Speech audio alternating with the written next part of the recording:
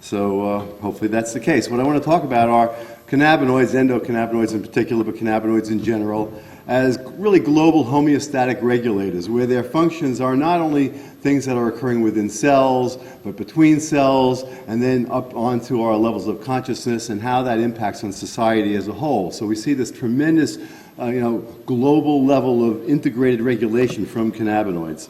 And really, it's all an expression of this underlying physics. I kind of like am an evangelical person with respect to this physics, because it's something that's not taught very much in the United States in particular, but it really just gives you a whole different perspective on everything. So I like to kind of spread that around and see how the cannabinoid system is really an embodiment of that, and what kinds of things we might expect as a result of it being that kind of an embodiment.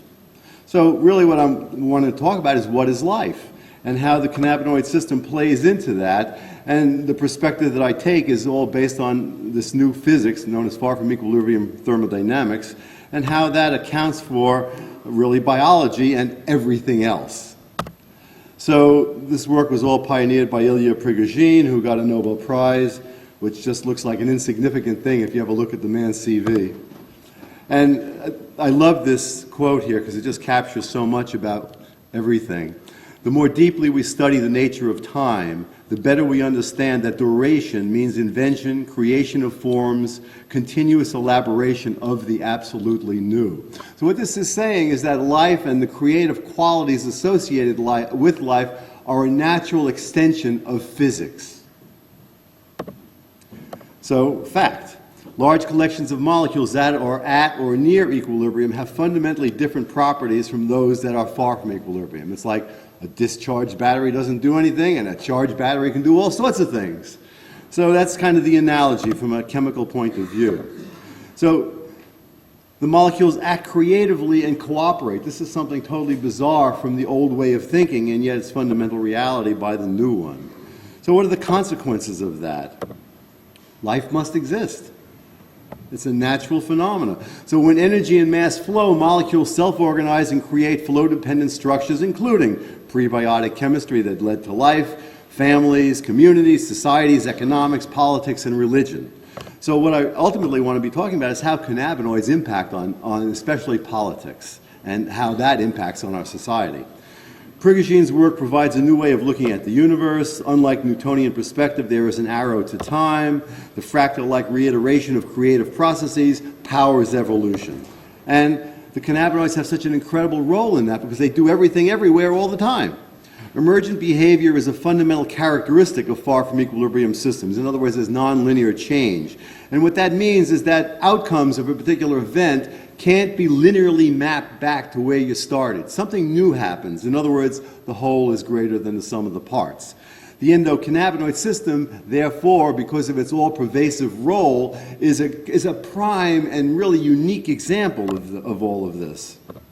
So, just in general, living systems are really all bioelectric. What we're looking at is the flow of electrons from where they don't want to be, our food, to where they want to be, CO2 and water.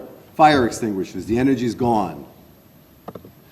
So a prime example of really far from equilibrium phenomena can be seen here in this little movie known as the Belousov-Zhabotinsky reaction. And what you're seeing here in a liquid, developing over time, emerging, is organization. In a liquid typically a liquid is just random molecules. How is it that molecules actually form organized structure? How do they form heterogeneity in a liquid? I mean, it goes totally counterintuitive to everything that we've been taught, but you're looking at it happen. And statistically, this is so improbable. You're talking about 10 mLs of molecule, of a liquid, and molecules within that 10 mLs forming these organized patterns. Statistically, it's impossible. You got 10 to the 20 molecules. This can't be happening. It can happen. You just saw it happen. What you're looking at really is the flow of electrons from a specific chemical reaction along with a redox indicator, something that gives you a color as a function of whether it's reduced or oxidized, okay? So that's what's showing you this heterogeneity in what we would think of something that must be homogeneous. And this reaction, when it was first tried to be published in the 1950s, I forget whether it was Belousov or Zhabotinsky, the editor said, no, we can't publish this because it goes against the second law of thermodynamics, therefore it can't be true. You know, you show them, but look, it's true. You know, it's like marijuana. Look, it's true, but some people can't adapt, and that's really what the basis of where I'm going with this talk is. So we have complexity generating, in fact, an arrow of time. We had prebiotic interactions forming these kinds of organized chemical structures where energy and mass flowed. That led to life. Life's essentially a phase change from that perspective. And ultimately, that develops to multicellularity, where you're having cells interacting, communicating, functioning together, and at every step of the way in this evolutionary process, the cannabinoid system took on a unique role in modulating things on up to the level of consciousness, where obviously it has a fundamental role. And in many cases, what it's doing is it's modulating free radical activity, which I don't want to go into the whole of the details, but that's in a sense a sign of imbalance with your environment. What this far from equilibrium thermodynamics says is that we can take energy in from our environment, energy in organization, use it to power our organization, and it's a natural thing as long as we generate more waste. In other words, we can make ourselves smarter by making the universe stupider quicker. And free radicals play a fundamental role in that. But now we see that cannabinoids are regulating everything: our cardiovascular system, digestive, endocrine, excretory, immune, musculoskeletal, nervous, reproductive, respiratory. And essentially all age-related diseases are results of imbalances in the balancing acts that emerge as natural processes from this far from equilibrium thermodynamics. So, with endocannabinoids regulating everything, what kinds of unusual new phenomena, wholes that are greater than the sum of the parts, might we expect to occur?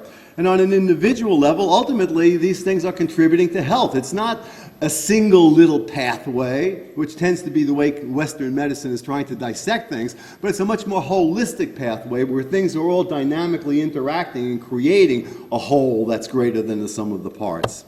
And in terms of the mind-body connection, you know, it's potentially, I think the cannabinoid system is really responsible for the placebo effect. So that's something that will have to be looked at. Up until about 100 years ago, the leading cause of death in, you know, quote, civilized societies was infectious diseases. Today we die from age-related diseases. Well, cannabinoids are essentially anti-aging drugs. They help prevent and slow down the progress of age-related illnesses. We've outlawed it. Duh. So they have a very protective impact on things like cardiovascular disease, neurological dysfunction, autoimmune diseases, and as we just heard, how they can kill a whole number of cancer cells under a variety of experimental conditions. And even though we've known about this for 30 years, 40 years, we're just now starting to get it into humans in some clinical work with the help of wonderful people's work like Manuel Guzman's. So cannabinoids facilitate man's interaction with his environment. They counteract stress on a subcellular level. This has to do with the free radicals again. And on up the organizational complexity. And what I'm suggesting is it goes beyond the level of an individual and actually includes social consciousness. So free radicals are the friction of life, and endocannabinoids are the oil of life. And I would say they're also the oil of society. And kind of to verify this anti-aging property, this is a slide from Andrea Zimmer's work a while back in 1999. And what you see over here is that knockout mice of the CB1 receptor are dying at a much more rapid rate than the wild type or the heterozygous mice, so mice that either have both of their intact CB1 genes or have only one.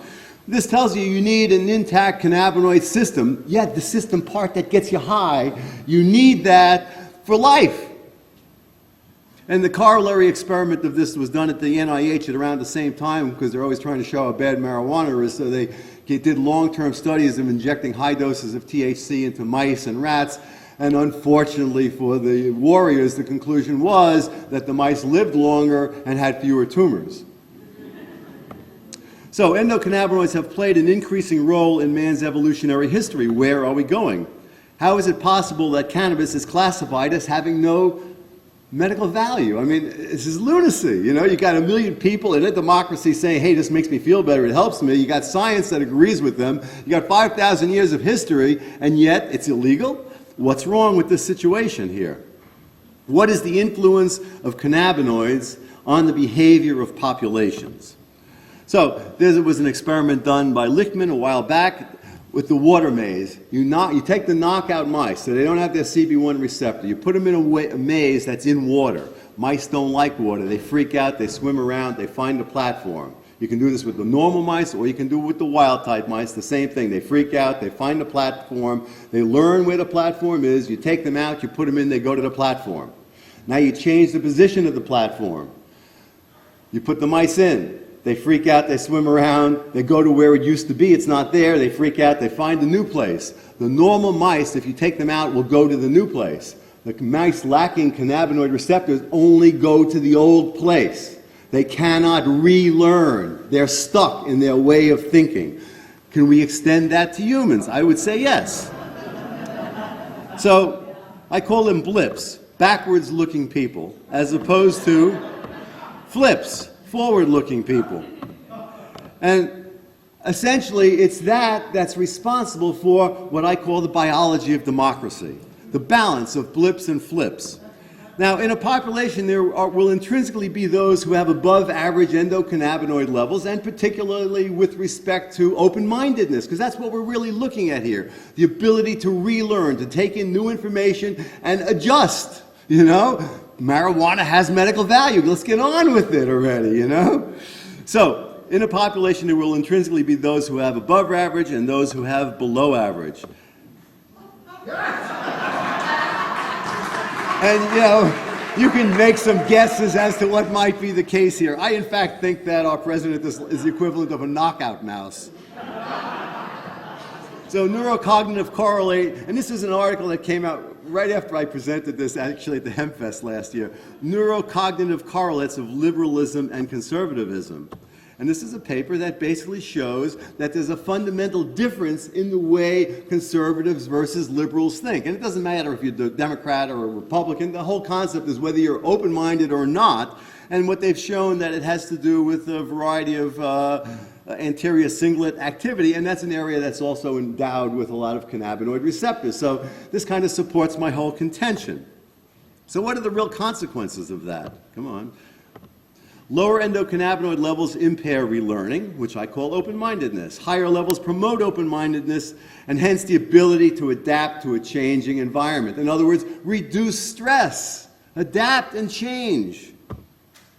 So, the hypothesis is that blips, backward-looking people, endocannabinoid deficient people, more primitive people, they intrinsically will agree with one another because they're looking at what already happened. That's the way they look. They don't like to look forward because in the future you don't know what's going on and you might have to make some changes. You might have to adapt, but if you don't have the biochemical machinery to adapt, then that's not the way you're thinking. You know, you can either look forward, you can look in the present and experience the now, or you look backwards. So all I'm saying is there's a shift in the distribution of where your views are coming from as a function of how cannabinoid endowed or not you are. So blips gain power by having a greater degree of consensus. The consensus is derived from the fact that they're looking backwards. Of course you can agree more on what's already happened than if you're going to project into the future, where what you would do is tend to agree to disagree. Cooperativity, okay? So blips are overrepresented in government because they gain power because they're looking backwards. You know, this is so incredible because man's impact on his environment now demands that we be able to make changes, that we take in new information and we adapt accordingly. The very survival of mankind may be dependent on us making this kind of shift away from having so-called leaders who can't lead because they're looking backwards. Leadership means you go into the future and you take new things and you come up with new ideas and you work together to accomplish something special, something emerging out of, you know, non-linear relationships, new concepts. So, conclusion, a higher level of endocannabinoid activity in the human biochemical distribution in the biosphere may be necessary to prevent human extinction. Mankind is engaged in a great genetic battle between more primitive, less cannabinoid-endowed individuals and those with more robust cannabinoid systems. We need them both. That's the way nature works, balance of opposing forces. But you want to shift things away from where it's been to something new that will provide us with new opportunities and new options for survival. A new paradigm for leadership is necessary. The role of leaders should be to promote positive change. You know, there's no antonym to leaders. To leadership. There's no antonym. I propose our government is the antonym. They are the opposite of leadership. Mankind cannot genetically evolve fast enough to adapt to the changes and the impact that we're having on the environment to generate the level of open-mindedness that we require. Therefore, cannabis prohibition must end.